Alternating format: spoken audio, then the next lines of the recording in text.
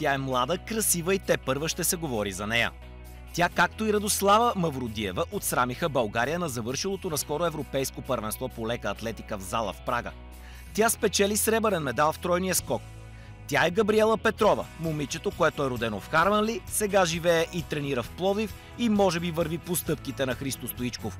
В чешката столица тя записа резултат 14.52, само 3 см по-малко от личния й рекорд. Възходящо ми вървят резултатите, което е много радващо, защото всеки един спортист се стреми всяка година да подобрява личните си постижения и да се класира на по-предни позиции. Дори и лошите условия, при които се подготвя Габриела Петрова, не й попречиха да спечели медал от Европейското първенство по лека атлетика в Прага. Седмици след успеха си в Прага, Петрова все още се връща към състезанието и отчита грешките си, които са я лишили от златен медал. Вечерта след самото състезание видях къде съм допуснала грешки, къде имам елементи чисто технически, където още мога да доизчистя, за да се получи по-голям и по-дълъг километраж скок. Поредното голямо предизвикателство пред Габриела е световното първенство в Пекин през тази година. Надпреварата в Китай ще бъде прелюдия към подготовката на талантливата лекоатлетка за Олимпиадата в Рио де Жанейро през 2016. В финал на първо време задължително ще търся, оттам нататък всяко едно по-предно класиране ще бъде успех.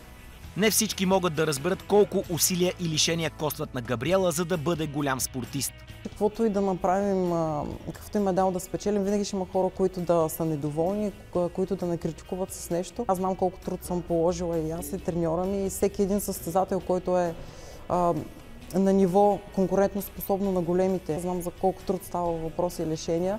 Така че не мисля, че нашия труд може да се омаловажава по някакъв начин. Габриела Петрова е най-проспериращата лекоатлетка в последните години, след като през 2013 стана европейска шампионка за девойки до 23 години и стана пета на открито при първото си участие на европейско първенство. Тази година донесе и сребърен медал на България от първенството в зала в Прага. Това ме кара да мисля, че това наистина е един просперитет от нея страна. Върви нагоре. Въпреки че лека по лека се изкачваме, не е някакъв бух.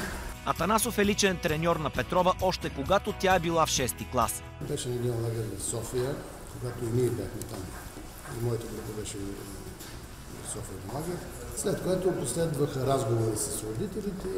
Прибирайки се в Харманли, без даже да попитам родителите си, казах, заявих, че искам да ходя в Пловдив да тренирам.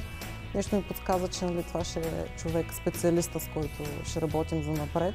Тя е човека, който няма изпуснато първенство в нито една възрастова група. Тройният скок е много тежка дисциплина. Може би най-тежката дисциплина в нашия спорт. Габриела Петрова тренира по 2-3 часа 2 пъти на ден, а през останалото време се старае да си почива, за да се възстанови. Неделята е нейният ден, който е оставила само за себе си и близките.